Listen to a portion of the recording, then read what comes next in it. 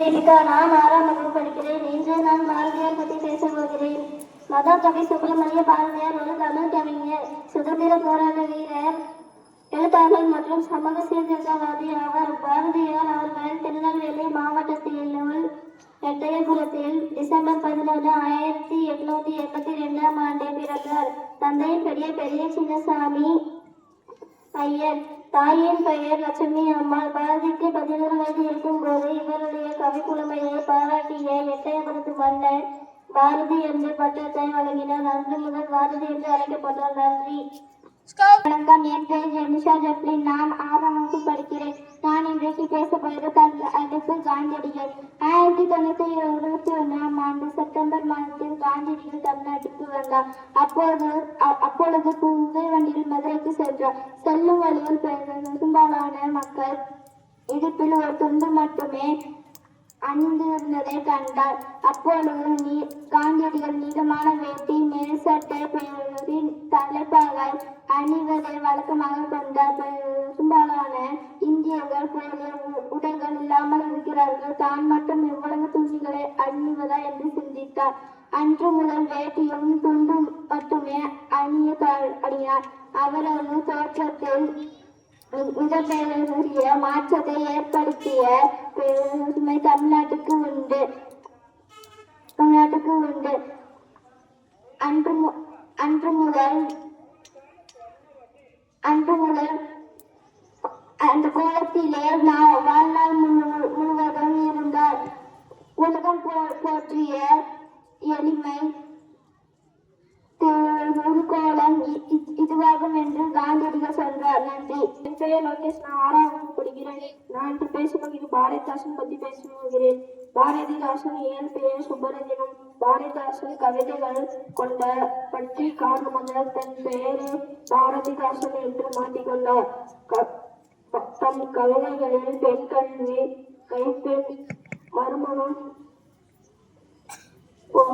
போன்று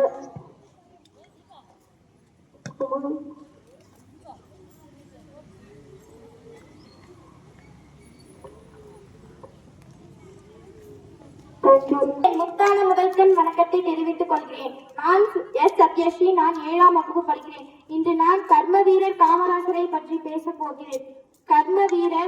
கர்ம வீரர் கருப்பு காந்தி, கல்விக்கண் திறந்தவர், பல தலைவர்களை உருவாக்கிய கிங் மேக்கர் என்று நாம் அழைக்கப்படும் காமராசர் தமிழகத்துக்கு மிகச்சிறந்த அடித்தளத்தை அமைத்து கொடுத்திருக்கிறார்.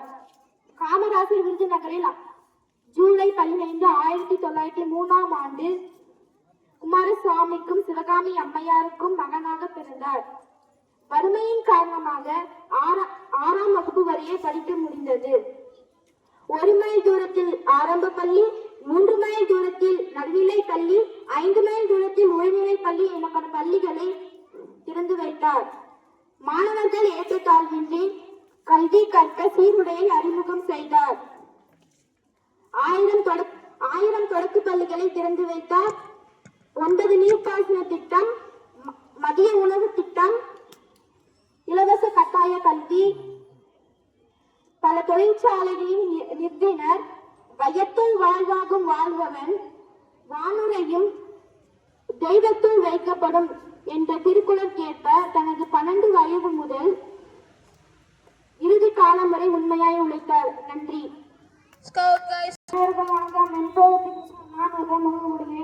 நான் இப்பொழுது மகாத்மா காந்தியை பற்றி பேசப் போகிறேன். மகாத்மா காந்தி சுதந்திர போராட்ட வீரர் மற்றும் தேசபக்தர் ஆவார். மகாத்மா காந்தி நமது தேச தந்தை.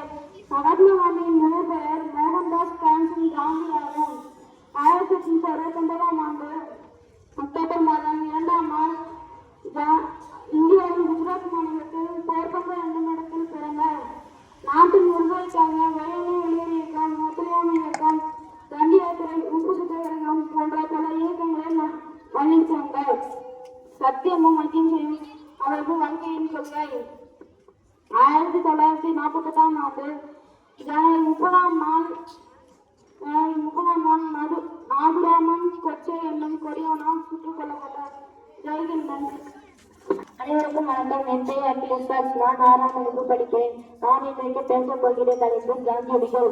ஒரு நாள் மதுரை மாவட்டம் மாட்டுத்தாவணி என்னும் ஒரு ஊரில் காந்தியடிகள் விருந்தினராக பங்கேற்றார். அப்போது ஊர் தலைவர் அனைவரும், ஐயா, நாம் மீனாட்சி அம்மன் கோயிலுக்கு செல்லலாமா என்று ஆசையாக அழைத்தார். காந்தியடிகளும் செல்லலாமே என்று சொன்னார். மறுநாள் மீனாட்சி அம்மன் கோயிலுக்கு ஊர் தலைவரும் காந்தியடிகளும் செல்லும் போது கதவில் ஒரு குறும்பேட்டு எழுதியுள்ளது. அதை படித்த காந்தி ஊர் தலைவரிடம் இந்த கோயிலுக்குள் அனைவரும் செல்லலாமா என்று கேட்டார். அதற்கு ஊர் தலைவர், இல்லை ஐயா, இந்த கோயிலுக்குள் ஒரு சில சாதியினர் மட்டுமே செல்லலாம் என்று ஊர் தலைவர் சொன்னார். அதற்கு காந்தியடிகள், எப்போது இந்த கோயிலுக்குள் அனைத்து சாதியினரும் செல்கிறார்களோ அப்போது நானும் இந்த கோயிலுக்குள் செல்வேன் என்று காந்தியடிகள் சொன்னார். நன்றி.